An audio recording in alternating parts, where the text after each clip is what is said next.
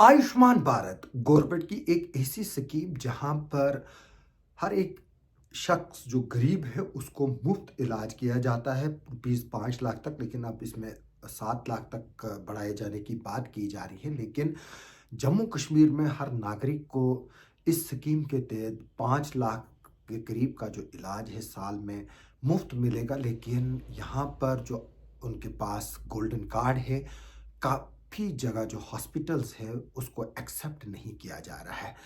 इसी सिलसिले में पार्लियामेंट में एक जवाब आया है। जम्मू कश्मीर के 42 ऐसे हॉस्पिटल्स हैं जिनको पेनलाइज किया जाएगा for denying treatment to Ayushman card holder, यानी कि जिसके पास आयुष्मान कार्ड होल्डर है। और ये जो 42 जेएंडके के हॉस्पिटल है, इन्होंने इनकार किया है पेशेंट्स को जिनके पास ये कार्ड है उसमें ट्रीटमेंट करने के लिए। मैं बता दूं कि इस सिलसिले में इसकी मैं कुछ वजूहात भी आगे चलकर बताऊंगा। पहले मैं आपको खबर सुनाता हूं कि जो 42 हॉस्पिटल है जम्मू कश्मीर में, उनके खिलाफ एक्शन लिया जाएगा। जो आयुष्मान भारत है, प्रधानमंत्री जन आरोग्य योजना के तहत जो कार्ड इशू किए गए हैं उसके तहत ट्रीटमेंट डिनाई किया गया। जहां पर मुफ्त में इलाज होना था वहां उनसे पैसे लिए गए हैं।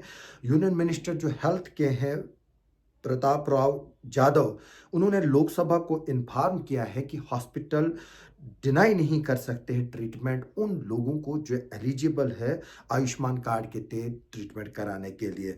मिनिस्टर ने यह भी कहा है कि जो आयुष्मान है भारत जो योजना है, इसके टर्म्स एंड कंडीशंस जो है वो ये हैं कि जो भी एम्पेनलमेंट में हॉस्पिटल है वो किसी भी पेशेंट को ट्रीटमेंट डिनाई नहीं कर सकता है। और इसमें यह भी बताया गया है कि अगर कोई ट्रीटमेंट डिनाई करता है बेनिफिशरीज को, उनको चाहिए कि वो एक कंप्लेंट जो है वो ग्रीवेंस सेल में लॉन्च करे। और इसमें 3 टायर ग्रीवेंस सिस्टम है जो इस तरह के केसेस डिस्ट्रिक्ट, स्टेट और नेशनल लेवल पर देखता है और उनको सॉल्व भी करता है, ताकि जो लोग हैं उनको हेल्थ की जो सर्विसेज दी गई है उनका बेनिफिट्स मिल सके।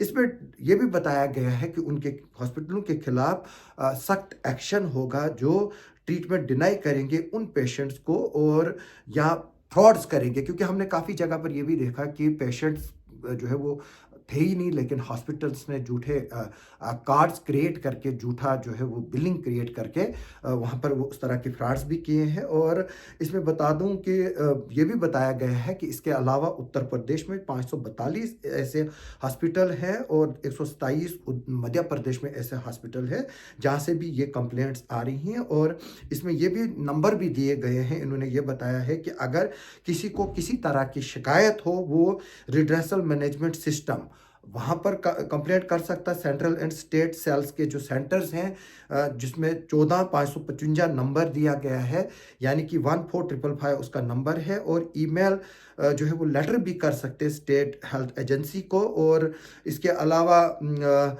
इनके खिलाफ जो है वो काफ़ी और भी कार्रवाइयाँ हो सकती है। लेकिन मैं आपको ये बात बता दूं कि अगर हम जम्मू कश्मीर की बात करें, जम्मू कश्मीर के जो हॉस्पिटल्स हैं उनको तकरीबन 120 करोड़ से भी ज़्यादा पैसे जो है वो पेंडिंग है। यानी कि जिन दुकानदारों से, क्योंकि हर कोई दवा जो है वो हॉस्पिटल से नहीं मिलती है, उस सिलसिले में प्राइवेट शॉप्स को टेंडरिंग पर ये दवाइयाँ सप्लाई करने का आर्डर दिया गया है, जिसमें किश्तवाड़ के भी लोग शामिल है। यानी कि किश्तवाड़ के भी यहाँ पर कुछ मेडिकल शॉप्स ऐसी है जिनका लाखों रुपये देना जो है वो हेल्थ डिपार्टमेंट को है। इसी तरह से जम्मू कश्मीर में मुझे जो डिफरेंट सोर्सेज से खबरें मिली है, 120 करोड़ से भी ज़्यादा पैसा यहाँ पर दुकानदारों का देना है। जो सरकारी हॉस्पिटल में जिन लोगों ने दवाइयाँ सप्लाई की है अंडर आयुष्मान भारत, आयुष्मान कार्ड के तहत, जो भी वहाँ से उनके पास प्रॉपर रिकॉर्ड है, प्रॉपर पर्चियाँ हैं, मेडिकल सुपरिटेंडेंट के सिग्नेचर्स हैं, इंचार्ज इमरजेंसी के स्टैंप्स हैं, दिए गए हैं। और उन दवा के दुकानदारों ने जो है वो सरकार को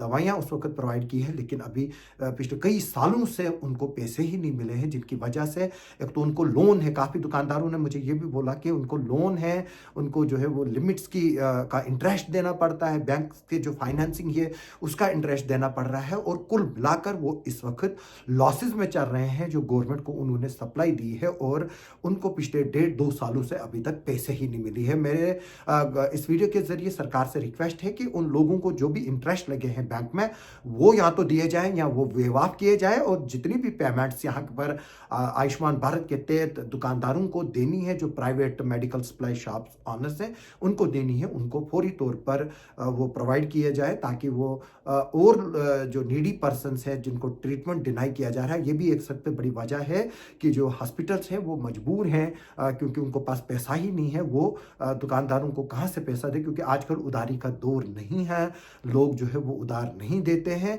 और आजकल जो बिजनेस सोर्सेज है वो ज़्यादातर जो है वो लोन पर चलते हैं, इसलिए उनको लोन और बैंक्स की किस्तें भी देनी पड़ती है, इसलिए वो अब डिनाई कर रहे हैं मेडिसिन सप्लाई करने के लिए, और डिमांड करते हैं कि पहले पुराने पैसे क्लियर किया जाए, फिर आगे की सोचा जाए। तो हम इस वीडियो के ज़रिए रिक्वेस्ट करते हैं सरकार से, जहाँ पर वो एक तरफ से एक्शन लेने की बात कर रही है, वहाँ पर जो लोग हैं, जो दुकानदार हजरात यहाँ के विक्टिम है जम्मू कश्मीर का, जिनके पास जिनका सरकार को 120 करोड़ से भी ज़्यादा देना है, उनकी तरफ भी ध्यान दें और उनका भी ख्याल रखें, ताकि ये स्कीम जो है वो अच्छी तरह से चल सके और लोगों का वेलफेयर हो सके। आप सबका सुनने के लिए और देखने के लिए बहुत बहुत शुक्रिया।